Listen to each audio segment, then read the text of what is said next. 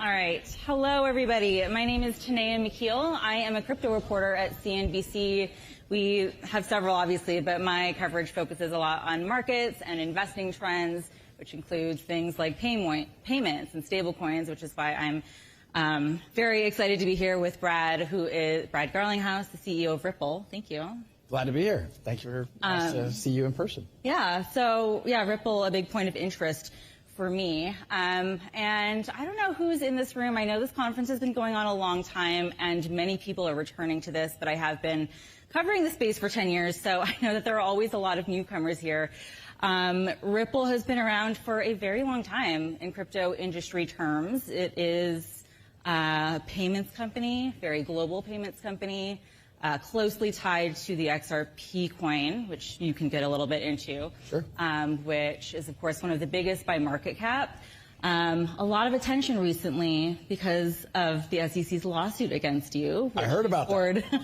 A partial victory in last year, a partial victory, but kind of a landmark victory for the industry.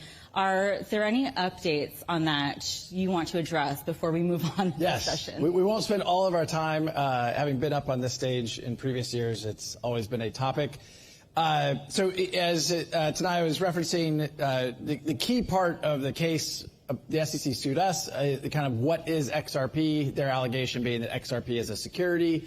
The judge ruled last summer that XRP, quote, in and of itself is not a security. The SEC announced about right around 2 weeks ago that they're appealing, but what I think is misunderstood is they're not actually appealing that part of the decision. So for us, like the biggest win, and as you described, the landmark part of the win is really the SEC has tried to take the position that a token can in and of itself be a security. And the courts have consistently ruled that that is not the case. And they, in the appeal, what they're really appealing is this idea around programmatic trades, programmatic sales, as to whether or not that represents an investment contract.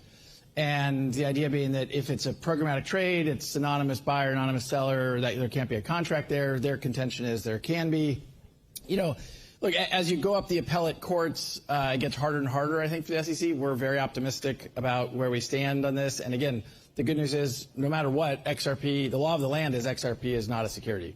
The one last thing I'll say about this that we were talking about backstage, I think is super frustrating, a little bit, mind-numbing, is, so is the SEC going to litigate every token? We have clarity. They've said Bitcoin's not a security. They've been a little nuanced about ETH. I guess now they're saying it's not. Well, first they said it's not, then they said maybe it is. They're going to Wells notice, and now they're saying it's not. XRP, a federal judge has said is not. But everything else is kind of still up for grabs. You even had the head of enforcement for the SEC who left about 2 weeks ago. After he left, contradicted what Gensler is saying and saying, well, like, we need legislation, we need clarity. And I think the good news is there appears to be momentum, with the FIT21 Act passing the House this summer in a bipartisan way. There appears to be some momentum around that, so maybe we'll get that sometime soon.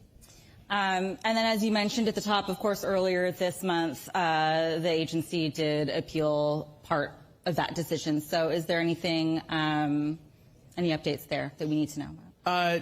Nothing, that will progress. It'll take, call it a year to kind of go through the system.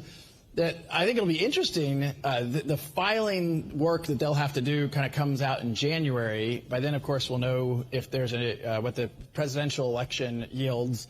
It'll be interesting to see if there's a shift, and they could abandon that appeal. They could continue with it. I think obviously many federal courts have agreed that the SEC's war and kind of Gensler's reign of terror on crypto has been misguided, and I think they've gotten kind of smacked down by several courts with language. In our case, it was, quote, and I'm quoting a judge in saying this, that the SEC has failed to follow a faithful allegiance to the law. In another case, they described the SEC as it relates to, this is a grayscale case, they're being arbitrary and capricious. I think many in the industry have asked for many years, we want to follow the rules. We need to have clarity about what the rules are. And the SEC has changed the rules. Their own interpretation of the rules have changed at times. And, anyway, it's frustrating. I've already said many things about this, and I will say many more, I'm sure. Well, thank you. With that out of the way, do you want to back up a little bit? So, like I said, Ripple has been around a long time. I wonder if you could just reintroduce the company to the people in the room and anyone watching on live stream. I think that people hear Ripple sometimes and make an automatic association with XRP. Can you just reintroduce the company? Sure. Say what Ripple does and what its place is in the U.S. fintech industry. So Ripple's vision from the earliest days, this even predates me, Chris Larson, the co-founder of the company, really articulated this vision for enabling an internet of value, to allow value to move the way information moves today. And so, how do you catalyze that vision? And Ripple started by focusing on the payments industry. And if you kind of dissect the payments industry, you go to where's the highest point of friction. Cross-border payments are the highest point of friction. Cross-border payments today are kind of, largely speaking, built on the SWIFT ecosystem, which is slow, it's expensive, it was architected 50 years ago. The error rate is quite high, and it's kind of like in an age of the internet, why can't we have something better? And so we have been working with banks and financial institutions around the world. 95% of our customers are non-U.S. financial institutions, which is partly a reflection of the U.S. SEC dynamic, but we continue to focus on that kind of infrastructure layer. We had demand from our customers and acquired a company about a year ago in the enterprise custody, and so we count some of the largest banks in the world using our custody technology. But we are not a consumer company. We are an enterprise infrastructure company around kind of all things blockchain, and we intend to kind of stay at that level. As you introduced, XRP is part of our technology stack, and we have always had a kind of a vested interest in catalyzing and investing in and seeing the XRP ecosystem thrive. We think I am definitely not one that I would call a maximalist around crypto. Frankly, I've shared before, I own Bitcoin, I own ETH, I own XRP. I think there's going to be a multi-chain world. XRP is exceptionally good at payments. It's very, very fast on a per transaction basis, and it's very, very low cost on a per transaction basis. It scales much better than some of the other layer one chains. How does price action in XRP affect your business, if at all? It turns out it doesn't really. If you do the math, and we have a whole white paper we published on this, but if you look at the volatility of a low volatile asset like a fiat currency, but you hold it for, let's say, 3 or 4 days to settle a SWIFT transaction, it turns out you have more volatility risk in a low volatile asset as compared to an XRP transaction because it's a highly volatile asset, but it's a very, very fast to transact. So it turns out there's less volatility risk. Now, in the traditional fiat world, when you go to a bank to wire money, someone's hedging that currency risk for 3 or 4 days, and you're paying for that currency risk. You're locking in a rate in advance. You don't have to do that in the crypto world because it's so much faster. If the volatility, say, got much, much, much worse, you could have a situation where you could have new participants in the market emerge to kind of sell that product. So you mentioned just now that most of your business takes place outside of the U.S. You've reintroduced the company. How do you view Ripple's role in helping shape fair fintech regulation here in this market? You've heard of fair shake. Yeah. Well, the introduction of the word fair. So Ripple is one of the companies that is behind a super PAC called Fair Shake. It's one of the largest PACs in this election cycle, although we have indicated, I think the other, Coinbase has been active in Fair Shake as well as Andreessen Horowitz. We're kind of the three anchor. There's been a few other supporters as well. But, I use the word fair. All that we're looking for is a fair shake. There is a lot of misinformation, and frankly, I don't mind saying it. Look, Elizabeth Warren is out there spreading misinformation and lies about crypto. She will tell you that all crypto activity is illicit activity. The facts do not bear that out. And so all we have asked for is a fair shake. I think crypto should be bipartisan, and the Fair Shake Super PAC supports people on the R&D side. It's been important to me. It's not a coincidence I'm wearing a purple tie today. So we have been very active because we haven't had those clear rules of the road. And I think no matter what happens in a few weeks here, we will have a more pro-innovation, pro-crypto Congress that gets elected. What have your conversations in D.C. been like? Just for, even before election season, how engaged with regulators have you been? You've been around for a long time. So what are those conversations like? Not that old. I'm saying Ripple is original pillar. Yeah. Yes. Pillar. I like that. I mean, I've made far more trips to D.C. in the past few years than I did in the years before that. And by the way, I look back on that and I regret that. Like, I think we made a mistake by not leaning in earlier, and we're trying to make up for lost time to some degree. Leaning in how? Well, I mean, part of it is just education, right? It's showing up here. And look, I'll speak freely in a very private audience. You know, it doesn't help that you had Sam Bankman-Fried showing up on Capitol Hill with cargo shorts and, you know, like selling something that turned out not to be exactly what was represented. That hurt the whole industry. That hurt Ripple. And so kind of counteracting that and showing up and representing that, look, we are serious people. There's a lot of people in crypto. A lot have been on stage during this event.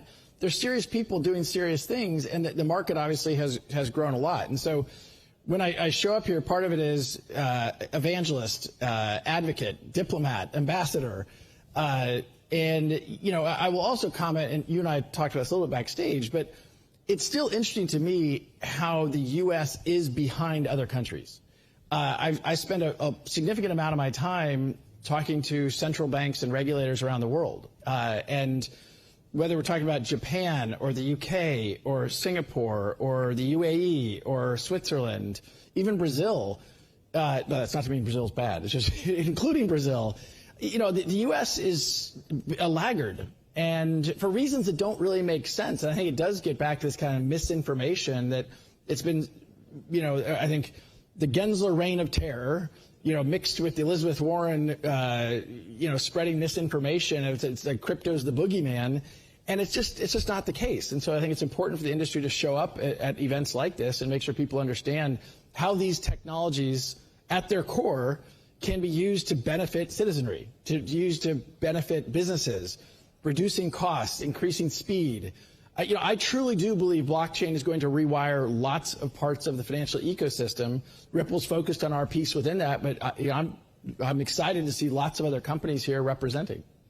So you do business all around the world. You understand the rules of the road in those jurisdictions because they are clear and because you've put in the time. So is there anything that you've learned from abroad that could be applied here? Oh, sure. I mean, you know, look, let's use the UK. I mean, the UK was early in coming up with a kind of a taxonomy of how they defined different tokens. Certainly in Japan. I mean, look, I just think the U.S., for whatever reason, this SEC has failed to do the work. Like, you know, I remember early in Gensler's tenure, he went out and hired a whole bunch more litigators. If only he had used those budget dollars to hire some people to codify and write down and work with Congress to legislate, hey, this is new and it is a little bit different. And the Howey test, as much as you can try to twist it into knots or branches of a tree, orange tree, like, it just doesn't quite fit. So that's okay. Let's sit down. Let's write rules. Let's not try to act like, no, we have the rules we need. I mean, Gensler goes and testifies before Congress that we have the rules we need, and you know the crypto community just won't follow them. Well, the good news is the courts don't agree.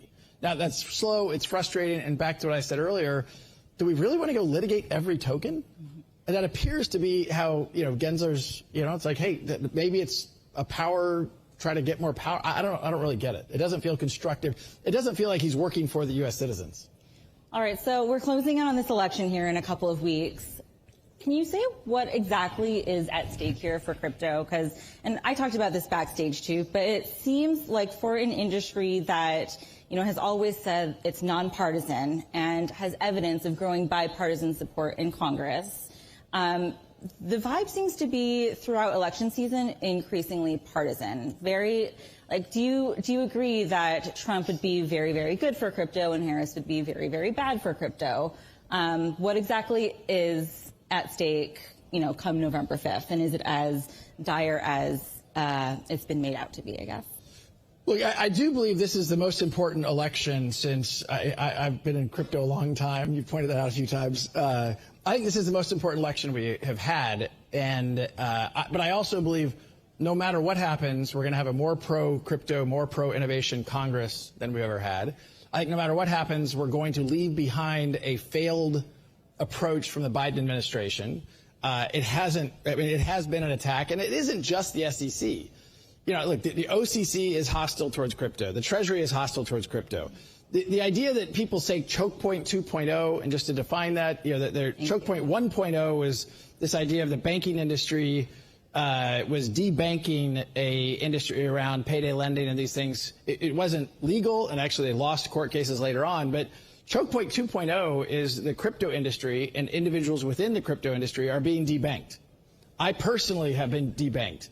I got a call not that long ago from one of the major banking institutions I had had an account with for 25 years, and they said, you have 5 days to move your money.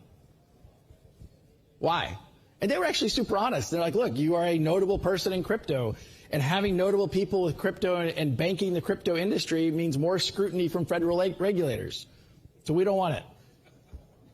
Now, that's not legal.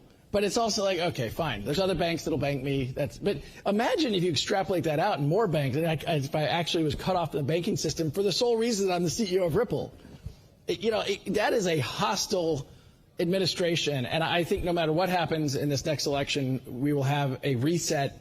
We can debate the magnitude of that reset, and there's lots of disagreement about that. Obviously, Trump came out early and very aggressively in a pro-crypto and said he's the crypto president. Kamala and Team Harris have been more nuanced. This week, I think it was this week, they had some of the most constructive things they have said publicly. But look, I do think, Kamala Harris is from Silicon Valley. I think she has generally been pro-technology over the years. She has been relatively quiet on the topic. But I think no matter what happens, we're going to see a reset. We're going to see forward progress. And I'm certainly looking forward to that. Yeah, so you are wearing a purple tie, so you're not here to make any endorsements? I did endorse John Deaton yesterday. Saw that. I'd already given money to him. So, but look, Elizabeth Warren, I think, has been the most destructive towards this. I mean, she has a web page on her campaign that says, I'm building an anti-crypto army. It's like, okay, I'm against the technology. I've made the joke before, like, why would somebody be against a technology? It's like saying, I'm against email, but you're for email. It doesn't make sense. Like, you could say I'm against how crypto is being used, or I'm against something, but like, to be against a technology, like technologies inherently are just neutral technologies. They can be used in lots of different ways. So I don't get that. And I think that the citizens of Massachusetts deserve better than somebody who, by the way, she won't take meetings with the industry either. Like, at least learn, at least be willing to engage and have a dialogue. So I think we all, as citizens of the United States, deserve better. And what would you tell whoever becomes the next president would be sort of step one in healing the crypto industry? I think that the key will be, who are the people they appoint into various places. And again, I don't think you can do worse than Gary Gensler. I think he's that bad for the industry. It's just, I don't think he's playing fair by the rules. I think he's been disingenuous with the industry. I don't know. I can't say enough negative things. But so, look, I think the key indication will be who gets appointed to run the OCC, who gets appointed to run Treasury and some of the key positions in Treasury, who's going to be appointed to run the CFTC and the SEC. And, it'll be telling as to what the direction of travel is for the next 4 years. But I'll really emphasize, anybody who doesn't believe no matter what we're going to end up a better place, I think is not paying attention. I also, a guy who I really respect in the crypto industry, Dan Moorhead, one of the things he said to me, he runs a group called Capital, and if you think I'm old in crypto, like I don't think you're old in crypto. He's ancient. He's like, yeah, you can tell him I said that. But one of the things he has said, and I really agree with, is when we look back on this period of time in the United States as it relates to crypto, it's going to look like a speed bump. The inevitable march of crypto and blockchain technologies is going to continue. And 10 years, when we look back on how the U.S. got it wrong for years and years and years and why we got it wrong, it's going to be a speed bump. And this industry is going to continue to thrive. I truly think it's inevitable. Nice positive note to end on. We're not ending the session, but I am changing the subject. I want to ask about your stablecoin.